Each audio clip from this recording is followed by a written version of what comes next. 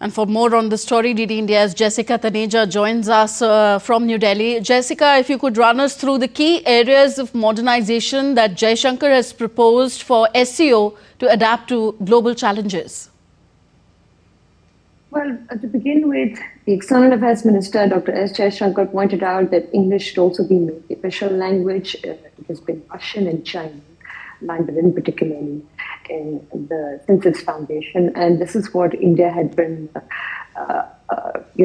pushing for as well, in a sense where the English also sort of becomes the focus. Apart from the rapid modernization efforts that India wants to advance, it is also to conclude many free trade agreements, as well as a special strategic partnership, economic partnership that it already has with Russia and with China as well. You saw the meeting of Prime Minister Narendra Modi with the Chinese counterpart Xi Jinping in Tianjin in September. That was one of the crucial meetings where both the countries had met. And with Dr. S. Jaishankar's address to the SCO's summit today also highlights the fact that India is moving towards ensuring trade routes and also looking at the global economic turbulence that the world is witnessing right now, and where India positions itself in terms of various other projects, and not to forget the international North-South transportation corridor that has been in the works for a very long time and has been on India's agenda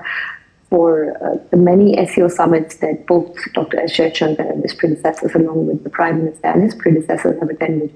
And this is something they have been working towards. So look at various other economic cooperations as well, especially talk about digitization and the issue of terrorism and counter-terrorism. India saw a car bomb blast in the capital, New Delhi, where Dr. S.